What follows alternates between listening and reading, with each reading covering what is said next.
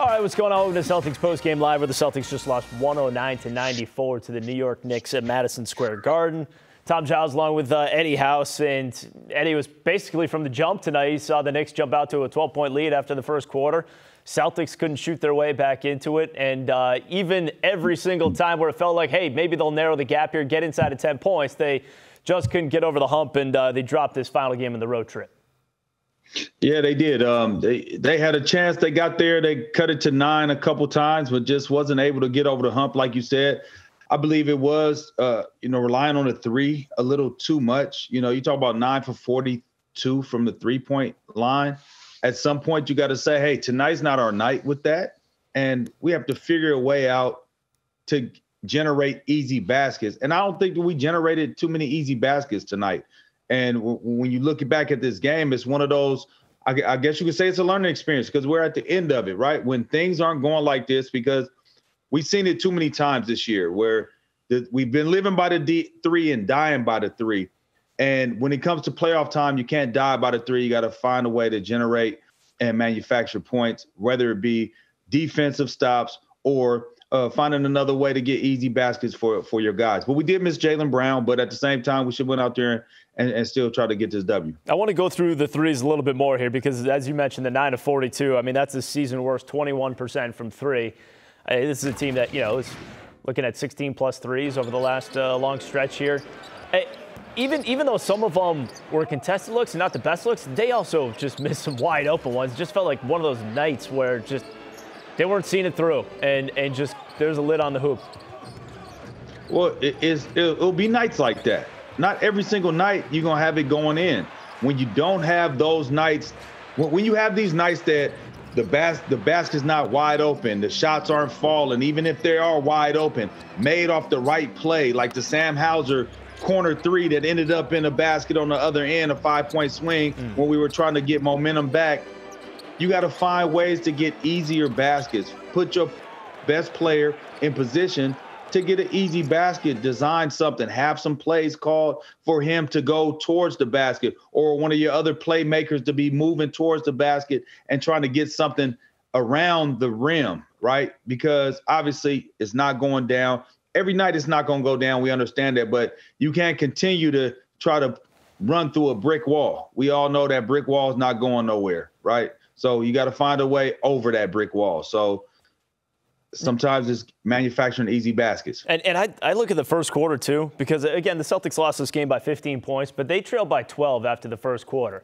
And we can say what we want about how they didn't play well, but on the other side of things, the Knicks have been playing good basketball, and they defended pretty well here. So to try to come back against the Knicks when you're down by 12 and you're on the road, and I thought New York did a really good job of getting to the free throw line, but how impactful were those first 12 minutes where the Celtics kind of put themselves in that hole?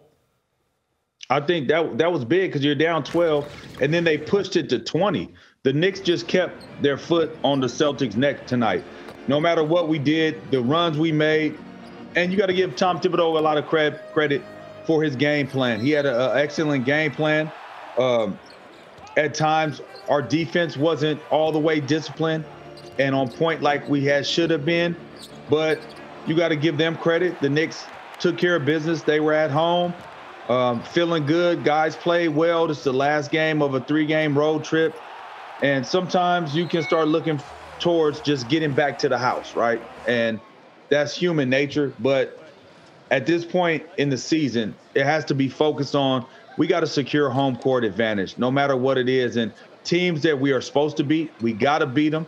The Knicks might not be a team that we think we should beat, but we should beat them. Yeah, Knicks now 2-1 on the season against the Celtics, Scal. And how would you summarize what you saw down there in Madison Square Garden?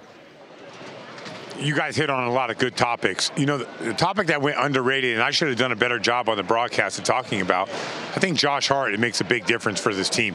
There were times, like the Celtics, historically this season, can get a different guy on Tatum. They set a screen, all of a sudden now it's a matchup they like. Tatum goes to work, he gets going, and they build their confidence. Today they couldn't even screen Josh Hart. They would set a screen, he would fight through, and he'd be right there. He would be able to be in Tatum's airspace, be really physical with him. But then when he gets downhill, you got to meet Mitchell Robinson at the basket. So I think that the Knicks, who were Like, they were a solid team, and they had some good nights and some bad nights. This addition of Josh Hart is going to make a big difference for them.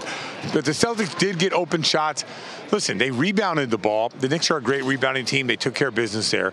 They were low turnover. 11's not bad for a game like this. But, man, they missed a lot of shots early, and I think that might have affected them as the game went along, especially on the offensive end. Scal, okay, so listen to what you said. You said that Josh Hart was always in Tatum's airspace. You couldn't screen him.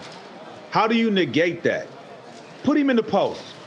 Put Jason Tatum in the post. He don't have to screen nobody. He's taller than Josh Hart. He could turn around and get his shot. I believe he's stronger than Josh Hart. You don't have to bring another defender over there to where you got to worry about what Jason Tatum or the extra defender is going to do. They could trap him. Are they going to hard show? Are they going to soft? He doesn't have any of those things to think about. He's going to get the ball in the mid-post on the block, and he's going to go to work, or he's going to see the double team coming, and you play out of that and attack out of that. But to continuously just try to go through the same thing over and over and say, well, eventually we'll make them. Sometimes you won't.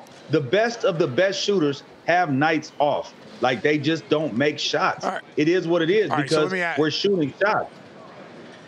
All right, so Tatum's getting downhill. It's an 8-point game. No, I'm sorry, it's a 10-point game. He hits Hauser wide open. And Hauser misses that three. That would have cut it to 7.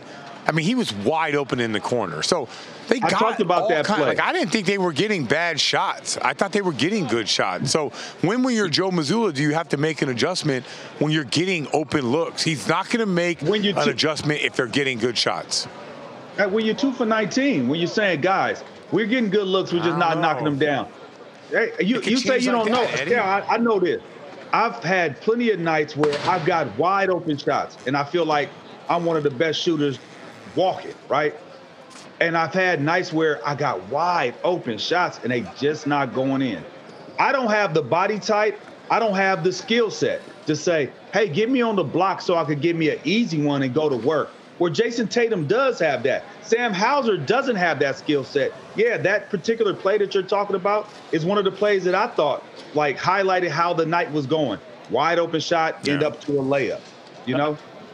Yeah, Jason Tatum, finishing this night, it's just 14 points. And, of course, this night was cut short after he was ejected for the first time in his career. Let's take a look at the DraftKings Sportsbook. Same game parlay we threw out there at the opener. Jason Tatum didn't get to his number. We just talked about him and how he really wasn't able to kind of get going, and Josh Hart was in his airspace.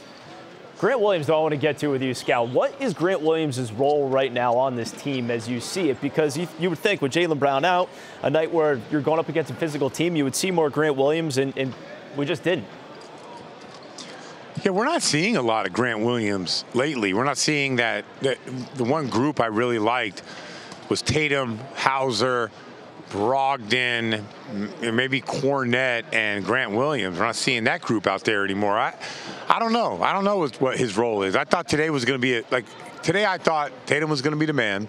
Tatum was going to have the ball. He was going to have a big time 35-point and 8-assist performance. And when that happens, Grant Williams usually takes advantage of that. But Tom, I don't know. I don't know what his role is. I know they've been going different directions. Maybe with Rob back and they're playing more double big. Maybe that's the case, but I don't actually know what his role is at this point.